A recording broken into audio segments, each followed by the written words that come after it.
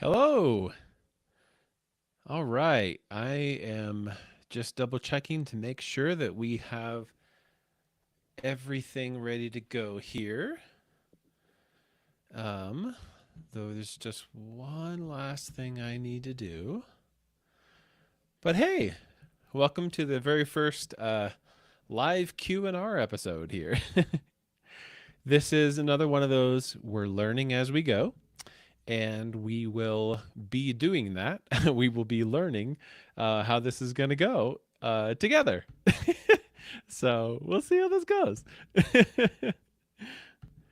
But I really appreciate. I did get two questions specifically, um, and I really appreciate all the people who submitted a question. And I mean, as we continue and move forward with this podcast and with the questions, we'll see what else we can we'll see if we can get some more questions.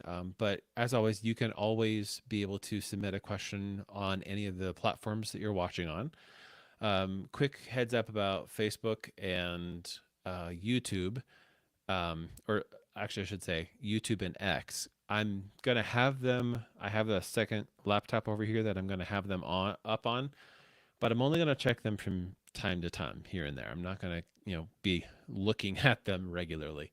Um, and then if you are on our discussion group, then you can access the studio and be able to have your question, submit your question in the chat, or you can just be on the chat and just be listening.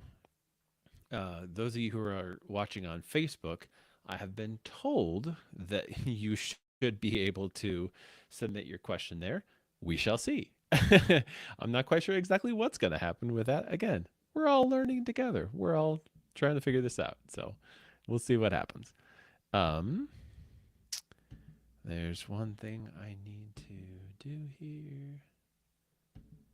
Okay, so we got that. I'm just going to make sure that I am logged in and good to go. I'm going to make sure I am logged in and good to go on my second laptop.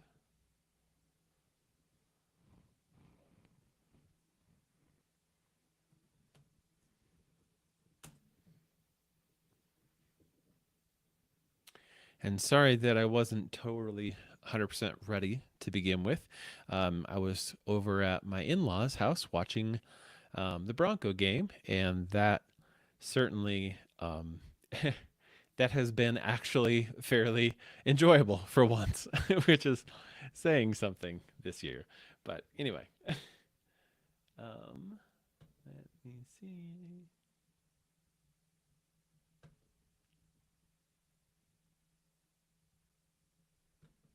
There we go.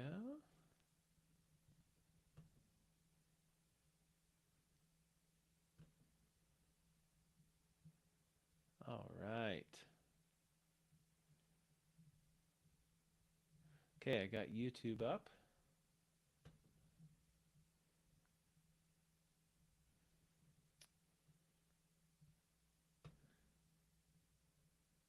All right, and I've got Facebook up, so we are all good to go there.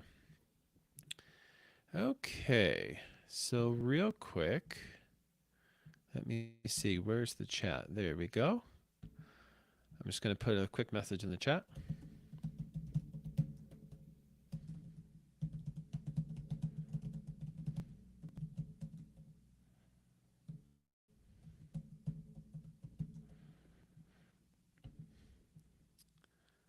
All right. That's interesting. It doubles me up. Huh. Okay. There we go. See? Okay.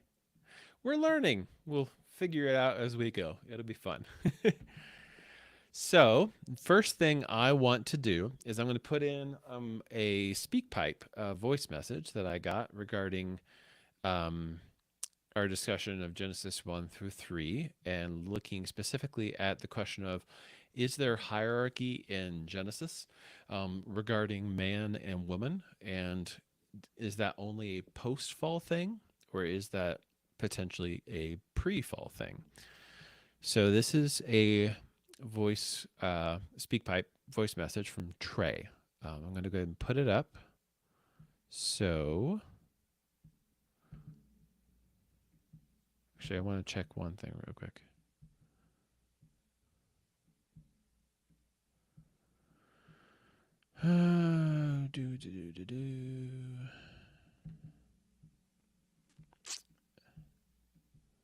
Nope, that's not it. Nope, that's not it.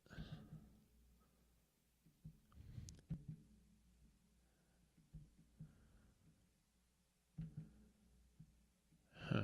Okay. All right. Well, I am going to try Trey's voicemail.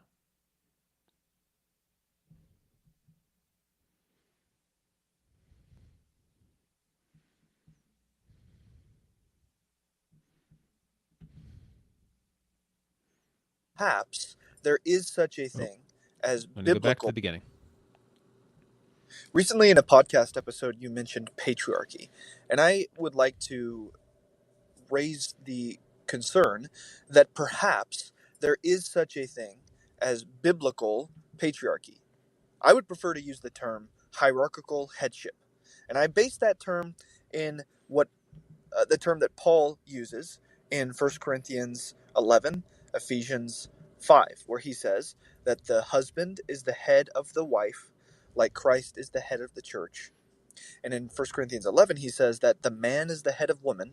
And that is, on analogy, it's on par with Christ being the head of man and God being the head of Christ. And so, what I would suggest is that there's an inherent hierarchy involved of authority and responsibility. And I think we can see this in Genesis chapters 1 through 3, where man is created first, and it is from man and for man that the woman is created, and it is through the man that the commandments relative to the tree in the garden were given to the woman, and it is to the man that God went first with respect to the question of their disobedience. He did not go to the woman, and he did not go to man and woman. He went straight to the man and says, "Where are you?" after the commandment was broken. So, yes, I think that there is a clear picture in Genesis 1 through 3 of hierarchical headship that matches onto the teachings of the Apostle Paul in the New Testament and is reflected everywhere else. Okay. I just want to see if maybe that's something that everybody heard. I know I could hear it, but um, I'm going to try to summarize this just in case. Let me make sure because I have a text here. Okay. So Trey was asking about he was seeing hierarchical headship in in Genesis 1 through 3, and or sorry 1 through 2 at least, and he was citing parts of Paul to make that point. He was also noting things about how the male human was created first, not a female human or a male female human. That God put the male human in the garden and gave him the task of keeping it, and the command about the trees before the female human came around, that the female was made for the male and presented to the male as his Ezer, and the male was not made for the female and presented as her Ezer, that the male accepted authority over the female human by naming her, that it was to the male human that God went after the sin of breaking the divine command about the trees to ask about what happened. Um, and then finally, that God's lament is hierarchical in Genesis 3 as well. And of course, he was citing some things from Paul in there. Now, I'm going to be honest. Like I'm not going to be able to address Paul just because there's a whole bunch of background there that is going to get, if not impossible, to really address well. Certainly, it will be very very difficult to address well at this time. So what I am going to do is okay. Just want to make sure, see if there's anything. No, nothing I can do there. So what I am going to do is I'm going to go ahead and address some of the things that he brought up. Um, Specifically, I'm going to take kind of one at a time there. And look first at that concept that there is not a male female human. And I actually think that if we look at Genesis 1 through 2, we actually see something very similar or very close to that. So, for instance, Genesis 1:26. I'm going off of the New King James right now. Uh, Adonai says, "Let us make Adam in our image, according to our likeness. Let them have dominion." So I said Adam there because that's the Hebrew word for human. It gets turned into a proper name, Adam. But actually, what we see is that Adam means something similar to like humankind. It's better thought of as kind of like a collective noun, like humankind. And I think we see that when right after that, Adonai says, "Let them have dominion." So because there's this plural pronoun, Adam is really better thought of as a collective noun rather than a single male human. And I think that happens in the very next verse because right after him saying, "Let us make Adam," and then "let them have dominion," the text says, "So God created Ha Adam in his own image." And what that is looking at, there's the ha in front of it is what's called the definite article. So it's like the. So the definite article there means the human, not the man necessarily. And I mean, it's worth asking the question, like, why then is there a masculine pronoun? For example, it says, God created Ha Adam in his own image. In the image of God, he created him. So the problem is that, or not really the problem, but just the thing I would note is that, like all Semitic languages, there really is no neuter pronoun, like an it or something like that, that would be non gendered. And so it's kind of like the author of the text has to choose one way or the other, has to say, okay, I have to pick one. And the masculine pronoun was used as kind of the default in that culture. And so that's just kind of why there is a masculine pronoun there. It's just basically the grammatical default. And like in most languages with a grammatical gender, that doesn't carry too much theological or otherwise significance. And we see that particularly because of what comes next in Genesis 1:27. It says, "Male and female, he created them," which is a clause expanding on and developing the former clause that happened right before it at the beginning of 127. So, and then, I mean, continuing on through 128, the plural language continues. God blessed them and said to them.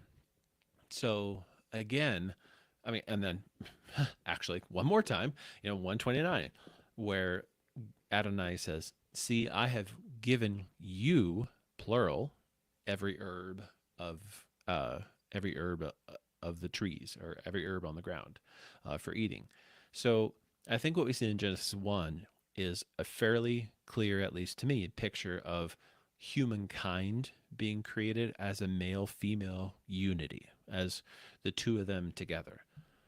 And that same definite article usage of Ha Adam continues throughout Genesis 2, starting in Genesis 2:7.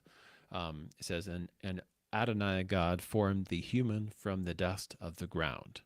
So really the narrative there is describing a creature called the human, not a biological male human.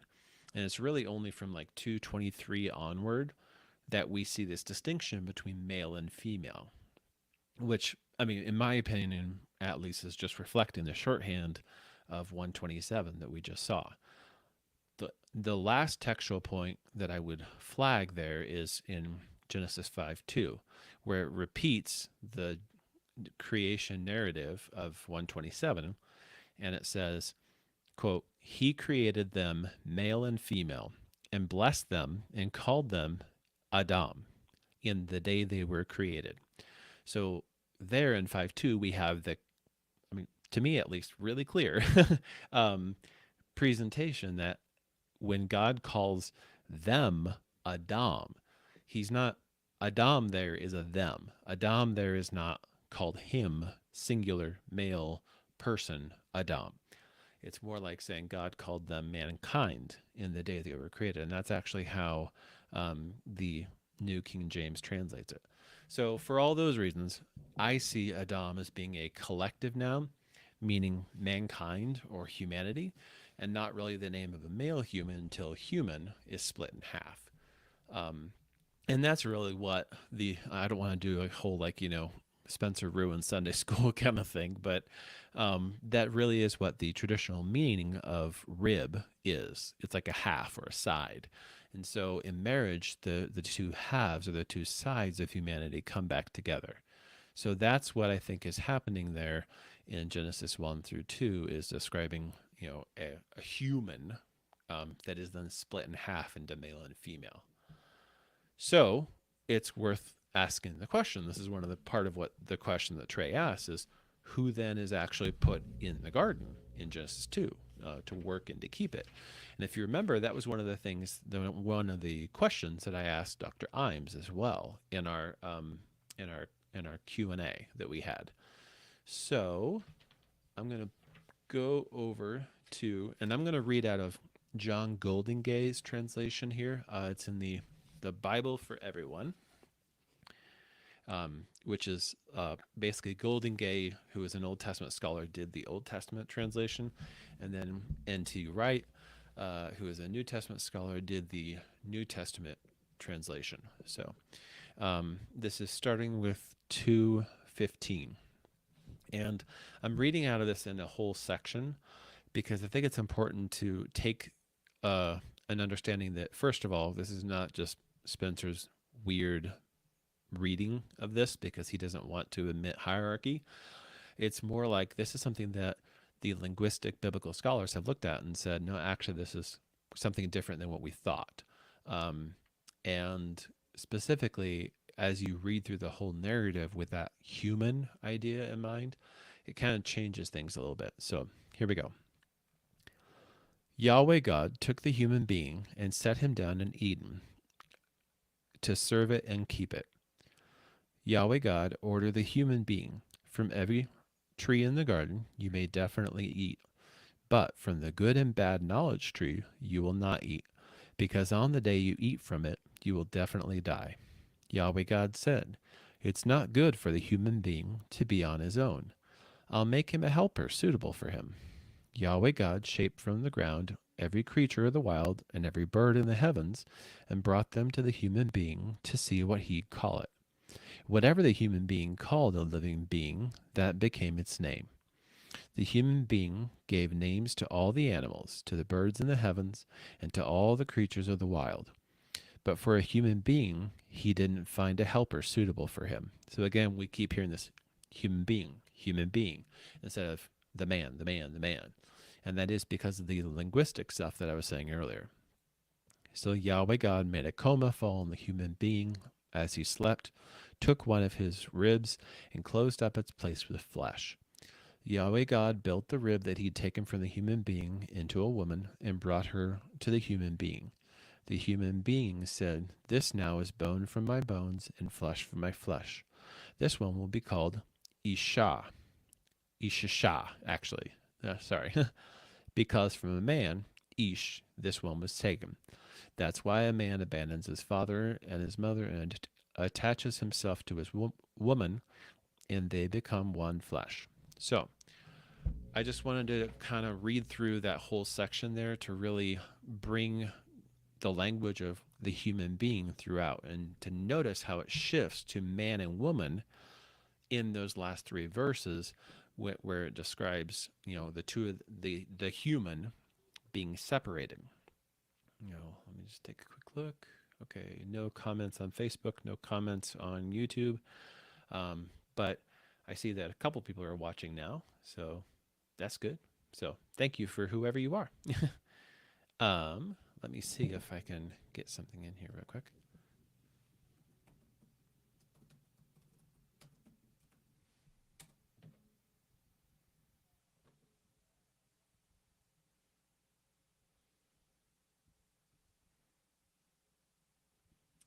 Okay, cool. All right. So, going back to the question of who was put in the garden to keep it. I think it's really important, as I said in our very first episode about the goodness of creation, we really have to be careful at all times of reading Genesis 1 through 3 too literally. And of course, by that, I don't mean it's not literal at all, or that it's just a spiritual story telling us something in our hearts.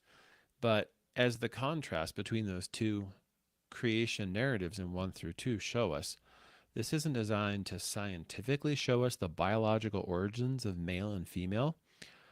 I think that what was going on is that a human being was placed in the garden, and out of that human being came male and female. And I think that's what's being described in Genesis 1 through 2. So, and I think one of the biggest things for me is that the point of that whole narrative isn't really to set up maleness as the default because of what we discussed about Adam up above.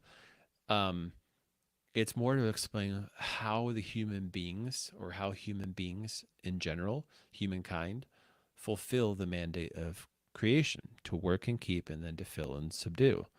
And of course, that who fulfills that mandate, that relates directly to the question that was posed about who is whose Ezer. Like, is the woman the Ezer of the man, or is the man the Ezer of the woman? But first of all, the first thing I want to reiterate is what we talked about with Dr. Carmen Imes, and what I put, or what I linked from her article that she wrote about that, is just to reiterate what it is that Ezer means. Ezer means a necessary ally or an essential partner. It's one who corresponds to, that's the kenegdo part, one who corresponds to another person. It does not carry the connotation of subservience either in Genesis or anywhere else that it's used. So here's a great example. So like in Genesis 2:20, Adonai parades animals by the human, but none of them can be an Ezer. And so what it sounds like is actually more that like the human needs an equal, not a servant, not a subservient. Because the animals could be that, because they are lower than him in the kind of ontological hierarchy, so to speak, or some other kind of hierarchy. What the human needs is someone who can correspond to him and be his necessary ally. And I think that's more than just like a little gloss that we put on it, because we don't, again, because we don't like to acknowledge that these things really are stuff that, or these things really are a hierarchy, and we just don't want to admit it. So here's the reason why that I would point to is, if you do a word search on Ezer, you see many times, actually the majority of times, it shows Adonai as the Ezer. So like here's a couple of really quick examples.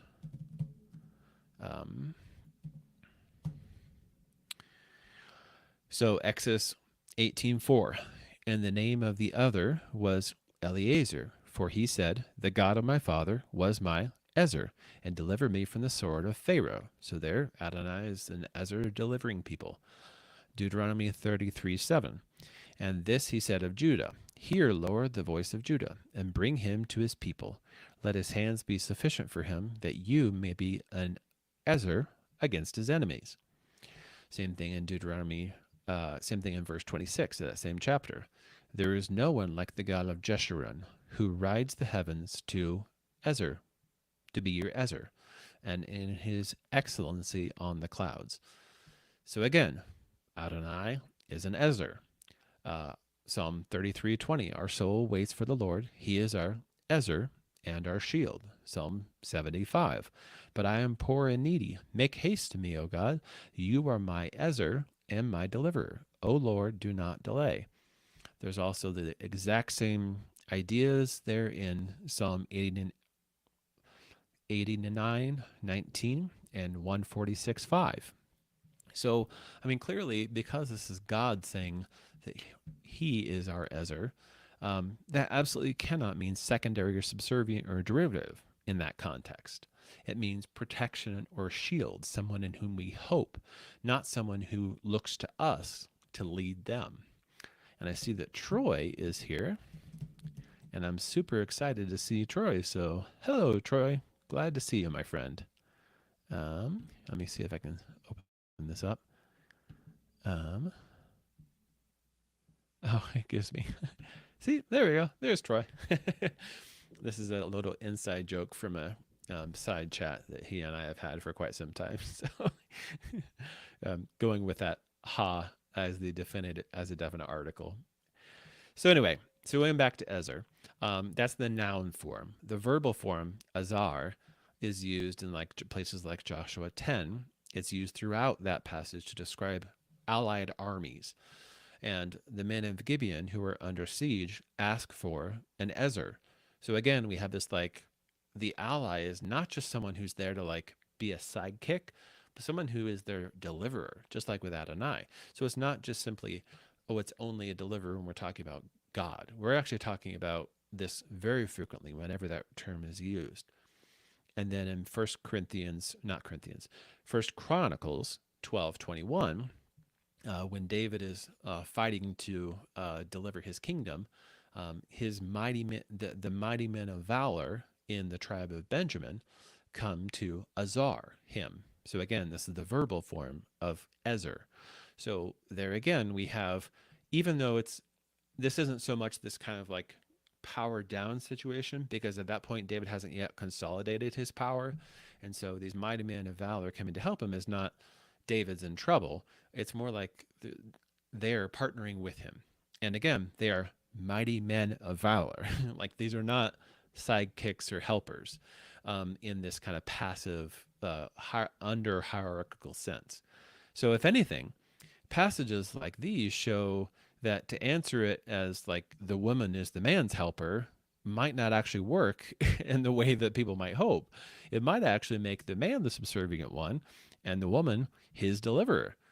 And I mean, certainly there are some ways in which that's true, and that like the man can't fulfill the command to fill the earth without his Ezer. And there are shades of that as well in the work and keep narrative, since the human being, as we just saw from like God parading all the animals by him to see who could be an Ezer, the human being appears to need their Ezer to actually do the job. So ultimately, I just don't think that looking at this and say, well, if someone's, the woman is the man's Ezer, is the best way to look at this top to bottom as being carrying any significant importance, precisely because of what Ezer means as a linguistic term, but then also how it gets used throughout the text of Scripture. Again, as a necessary ally, as an essential partner, as someone who comes alongside another person and aids them in a joint venture. And I mean, ultimately, the context of that usage determines whether there is some kind of hierarchy or not. And since that is precisely what is at issue, we can't say that just because the woman is the man's Ezer, that means hierarchy, because that would be begging the question at that point. So, Trey also indicated, oh yeah, actually, that's a really good point. Troy mentioned kind of like a counterweight. Yeah, exactly. It's like, this is the thing that we need to be able to do the job we have. And without that, we're going to fall. And that's exactly what it looks like we see with the use of Ezer in Genesis 1-2. So Trey also asked the question about, is there some kind of authority in naming the woman? And I don't see evidence of that in Genesis text. For one, the act of naming the animals doesn't appear to be an active authority that I can see. And the fact that the animals who are to be subdued are named doesn't quite get us there, because that kind of winds up being a logical fallacy and non sequitur of its own. So, I mean, follow the logic here. If someone is saying all the animals are named, animals are subservient, therefore naming equals subservience. By the same structure of the logical argument, it would be like saying all children are messy, children are loud, therefore messiness equals loudness. That's a non sequitur, because those two are not intrinsically connected in a way that we can draw the logical entailment. So first we have to draw the link between naming and subservience. But even within the text itself, here's the thing. It describes the human or the man, and once they are split, naming her twice. once in Genesis 2, Ishishah, and then once in Genesis 3, Cheva, which so clearly it doesn't really establish any kind of authority, or else it didn't really work the first time. And the reason why I say that is because I think naming functions differently than that. So, like, if we look at the rest of Genesis, the way we see naming something or someone, what it does is it doesn't give you authority over them. It just means that it reflects some kind of quality or characteristic that that person or that thing has. So, in the narrative of Genesis, Ishishah becomes Chava between Genesis 2 and 3 because of the serpent encounter and the fallout from that. So, in Genesis 3, Adonai just got done telling Ishishah that she would have toil in bringing forth and or conceiving life. And so Adam calls her Chava, the mother of all life or all living. So I think what's happening there is in the Genesis narrative is that Adam recognizes something about the woman in Genesis 2 and names her on that basis, and then recognizes something again, something different about her in Genesis 3, and names her on that basis. And we see that all throughout the story of Genesis. Like Abel in the next chapter is named breath or nothing, because the narrator knows he is not long for the narrative, basically. Or Jacob names a place Bethel, which means the house of God, because he meets God there. He doesn't like get authority over that place because he named it. So the man naming the woman just means that he recognizes and affirms something true about her. So, let's see. Troy is pulling on some linguistic threads there. So I'm going to put that up there for everyone to see. Yep. Yeah, that's the connegdo part of Ezer Kenegdo, someone who actually corresponds to him, someone who really belongs to him, and not in a hierarchical way, but in an ontological way. He recognizes, this is another one of me. This is another one like me. So going back to the question of the Genesis 3 fall narrative, and Trey raised the question of, well, the man gets challenged first. And then there's kind of like a reversal of that in the lament that God does. So as far as I can tell, I think the logic there is that he was supposed, and I mean the logic of the question, not the logic of Genesis. So I think the logic there is that the man was supposed to teach or train the woman about the command to not eat. And so he gets more responsibility and is called out first by Adonai because he failed in some way, shape, or form to perform that. But that doesn't work when we look at the logic of the narrative, because then we have to break that logic when we go to the Nachash, which, as I said before in my other episode, I think that's a divine being, not a snake.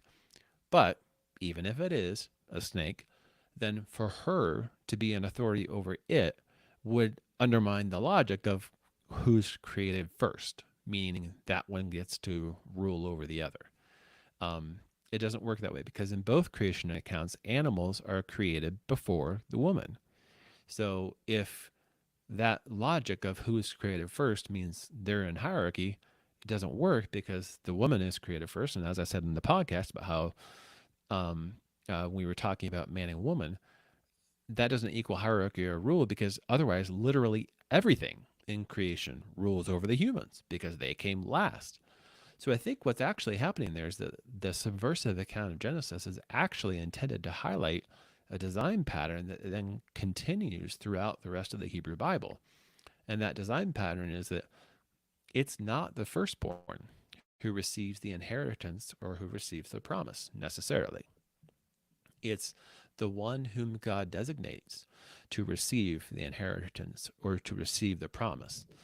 And we really have no sense in Genesis that there's any kind of, or this Genesis 1 and 2, that there's any kind of discrepancy between the man and his wife in regards to that inheritance or that promise. And nor do we have a sense of that discrepancy in Adonai's lament. So both are told that they will struggle and experience pain, toil, and hardship in fulfilling the command that Adonai gave them both gave them both in the garden. So with the woman, she is told that she will now experience toil and struggle and pain in bringing forth life. And the man is told that he will experience toil, struggle, and pain in bringing forth order and putting things in order. And they're an equal partner in consequence because they're equal partners in the promise. So I have a little side note comment about that in just a second, but I just want to expand my view so I can see Troy's comment. So, okay, this is interesting. Ishishah versus Eve seems to be one is ontological and the other is functional. I think what you're saying there, Troy, is that Eve is, so when the man names the woman Ishishah, he's naming her that because he recognizes her ontology, who she is, what she's made it out of. Whereas when he names her Chava, Eve, he's recognizing the function, and not the only function. I want to be really clear about that because you want to talk about trauma that's caused. Yeah, I mean, there is not a, it is not part of Genesis to say that women are only there to birth babies. So this is not sole functionality, but yes, it is a functionality nonetheless. Yeah, that does seem to make sense to me. So, quick side note about bringing forth life and putting things in order. In the podcast episode that I covered that, I made a distinction prior to the Genesis 3 fall and said that that was like a majoring and a minoring situation, that the man majors in putting things in order and minors in putting things or bringing forth life, and the woman does the reverse, majors in life and minors in order. And some people push back against me in the comments about my distinction there, and including Dr. Imes very charitably. And I accept that. And I acknowledge that probably the most we can say about the text is that after the serpent encounter, we might see that distinction. And the hierarchy that we do see in Genesis is also after the serpent encounter. So it's a really important not to read backwards and see the effects of the fall as being part of the creational design. So, and as far as like why Adonai then actually goes to the man first, it's a valid question to ask.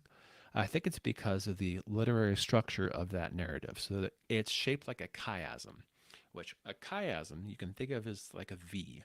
And for those of you who can't see right now, I'm holding up my hands in a V with a point at the bottom. So there are details on either side that correspond to the other side. But what's most important, or what's the most significant, is right there at the center. And I would argue that actually reinforces my contention that it was only the serpent who was cursed, and that the man and his wife are informed of the consequences of their choice, not that they are cursed with anything. So I think that's a structural or a literary design choice by the authors or editors of Genesis. I mean, I don't think they're trying to tell us that the man is the ruler and bears the most responsibility because his consequence is set in parallel to hers.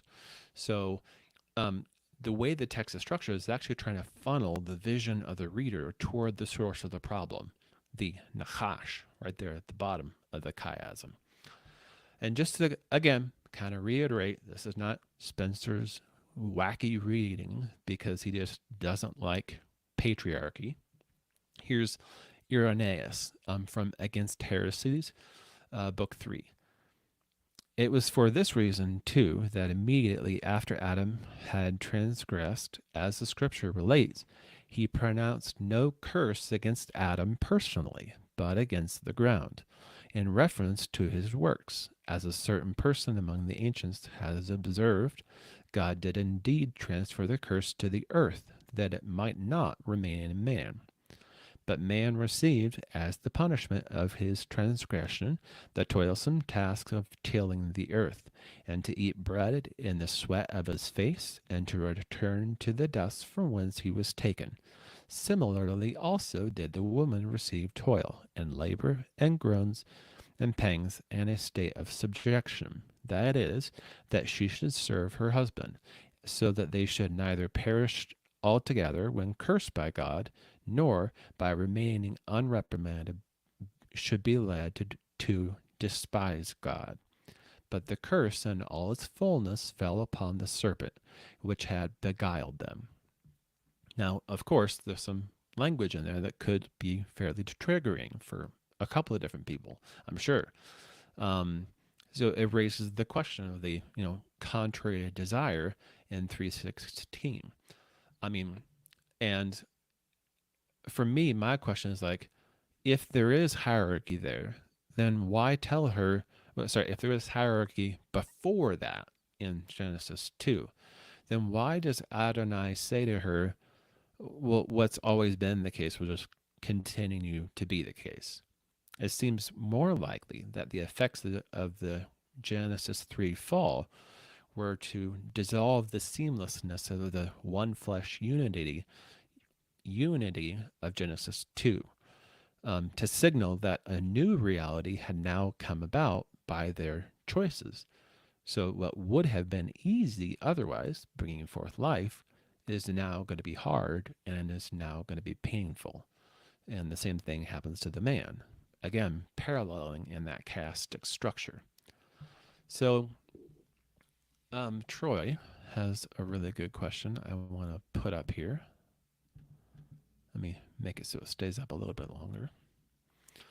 Do you see validity in the idea that splitting of Adam into man and woman in Genesis 2 is connected separating of light and darkness, waters above and below, and land from sea?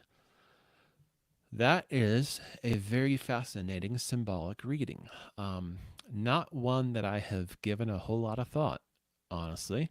I'm hesitant because I don't know that I would say I want to associate like either man or woman with darkness, if going with the light and darkness motif. But I did note in my first episode about the goodness of creation that there is a kind of like Leviathan and Behemoth theme in there, an idea of like that Leviathan is almost this sort of like toxic expression of femininity, whereas Behemoth is this kind of toxic expression of masculinity, and that they relate to the sea and the earth in various ways. And so I think there is kind of like a symbolic structuring and pairing there that compares a form of maleness and femaleness. But again, I want to be clear that in that narrative in Genesis 1, it's God subduing chaos. Whereas it was good in when God created the human. And whereas he said it is not good for the human to be alone. So I just want to be really clear that however we symbolically read that, the woman is part of creating something that goes from not good to good. So, Troy responded back with God in Genesis 1 calls the earth to produce flying flyers, swimming swimmers, and land walkers. Man is separated from woman and then called to be fruitful and multiply. Yeah, I can see kind of where you're going with that. Looking at it and saying, which is part of what I was saying in Genesis 1, that the first 3 days of creation are us putting things in order. And then the second 3 days are corresponding to that, filling it with life. So yeah, I would agree that man and woman being split is part of what creates the possibility of that mandate to fill with life, for sure. Okay, so real quick, to summarize here about human and man and woman, and is there hierarchy before the fall? Humankind is created male and female. The human is put in the garden and told to work and keep it. The human is split into half into man and woman.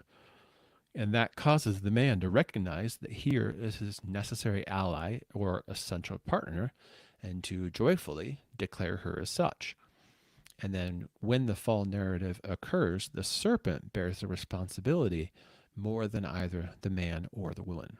So that's just something I think is really important to really sit with, because looking at things and saying, oh, yes, there was ontological hierarchy.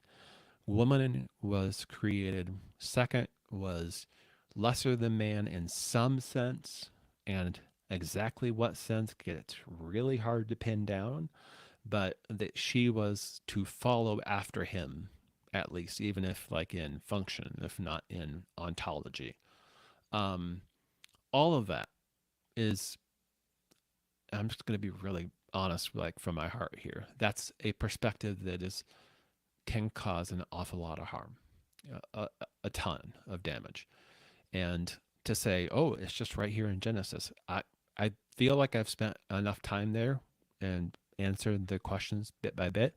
I don't know if I've fully answered them completely and solved all the further questions.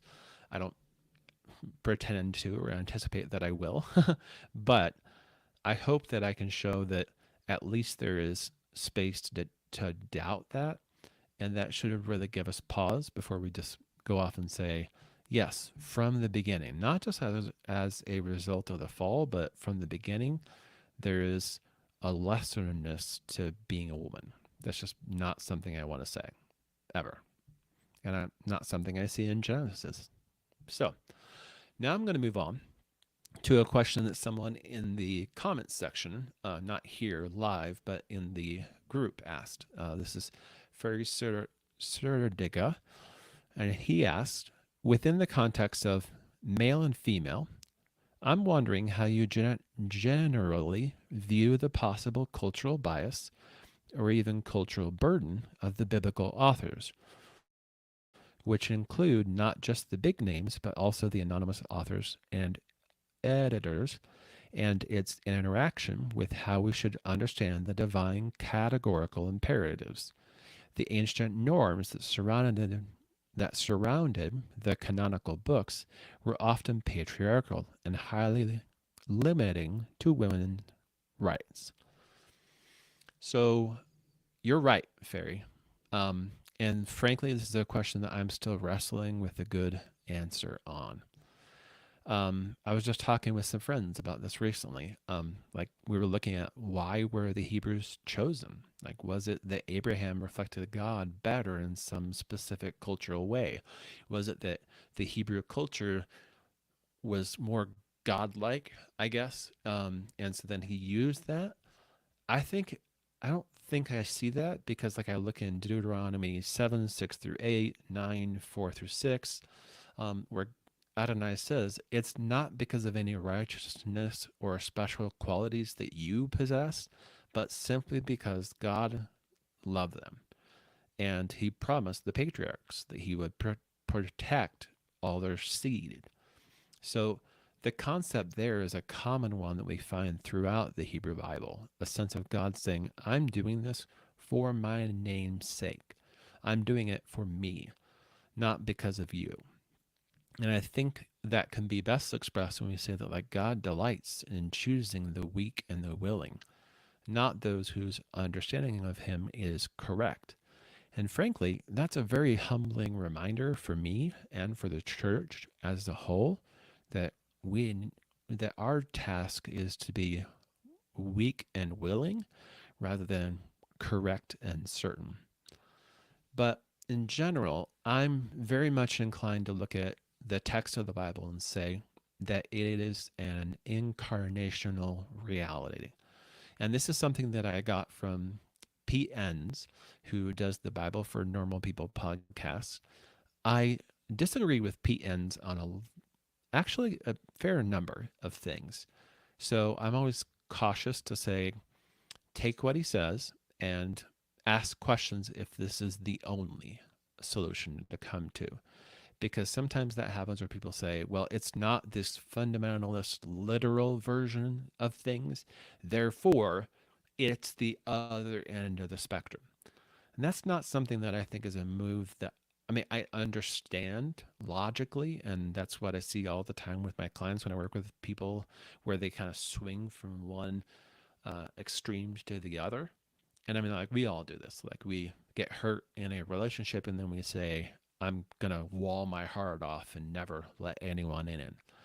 And the problem is that our experience tells us that's a bad idea, that going from point A to point B and having nothing, or sorry, A to Z, and having very little to nothing in between is probably not a great idea. So, what I encourage people to do, and the way I look at the Bible, is that it is a divine human interaction. Synergy is a word that I brought up in one of my podcast episodes that comes from the Orthodox tradition. And I think that's a really important one to keep in mind, that this is not just God downloading to us the perfect ideal of ethics and morality and truth from heaven in its full scientific, pristine form. What God is doing is working from within a culture to pull out goodness, tov, shalom, beauty, light, all those things. And from that place, he is then trying to bring Eden to the entire world. And I think that was the goal of Adam and Eve, or of man and woman, or however you want to frame that. That was the goal, was to become the vehicle of bringing God's blessing and rule into the whole earth. And of course, what we see is that it didn't work that way. And so, even where things like the law is given, I'm thinking specifically of like the law against divorce. Jesus tells people when he interprets that law, he says, that law was given for the hardness of your hearts. So he's telling them, look, I didn't, and I think it's not because I am a traditional Nicene Christian who believes that Jesus is God. Jesus isn't saying, I gave you that because that was the best. He's saying, I gave you that because that was the best that you could receive, the best that I could do within you. Now, he is always working and always aiming for better. And I think we see that in the narrative of the Hebrew Bible as a whole, where it's moving in a trajectory toward better and better outcomes, but it's not there yet. And I think we see the fullness of that in Christ. Now, I want to be super clear. I do not mean that there is a progressive revelation that we can then kind of say Christ is something different than the rest or corrects the rest. I am convinced that Christ is who he is within the context of the Hebrew Bible. So to kind of peel him out of the Hebrew Bible or have him in any way opposed to the Hebrew Bible is definitely not where I would want to go. But I'm looking at, like Ferry said, the ancient norms that surrounded those canonical books and the patriarchy and lesser rights for women. And I just want to acknowledge he's right. Like there are some pretty unpleasant things in there if we take them as the ideal, as the ultimate. But that's not how I take them. That's not the way that I read them. Now, I'm going to really be very, very clear and say, I don't think that everyone has to believe the same way I do on that. I look at something like that and I say, this is delicate, this is difficult, and this is hard. And I'm not going to come at this and say, well, if you don't see that, then you're just, in rebellion. I look at that and I say, yep, it should bother you. And there's a reason, and a good reason, why it bothers you. So let's sit with the discomfort, see what we can learn from it. Like I tell my clients all the time, emotions are information. They tell us something about what we care about, what we value. And I do think that discomfort that we have is part of the built-in image of God in us. Troy has an excellent quote here from Pete Enns that I'm going to put on the screen. God acts and lets his children tell the story. That's true. Of course, that does not mean that the Bible is all human any more than it means that it is all divine. It is a incarnational hybrid isn't the right word. Here's a better one from Andrew Rillera. Dyadic unity. So two coming together as one flesh. And so I think that same thing happens in the person of Christ, and I also think it happens in the Bible itself. Or to put it another way, the eternal logos and the written logos. So, okay, those are all the questions that I had. Thank you very much, Troy. And it looks like one other person just showed up for the live episode. So thank you for showing up and for being here. You can probably kind of hear that my speech difficulties are having some problems here, but the longer I go, that's just what happens. By the way, I did have an appointment with a speech therapist on Friday, and so I'm trying to get some things working and going with that. So I'm hoping that I should have some help with that. But hopefully we can keep doing this at the pace we're at, and we'll see where God wills it to go. But thanks very much, everyone, for being here. Thanks for being a part of this, and I look forward to. Oh, and Trey just popped on. Just in time, he said, I joined just in time to say hi and bye. So, hi, bye. So, anyway, but thank you everyone for showing up. I appreciate you being here, and I look forward to continuing the discussion in our discussion group. All right, bye bye.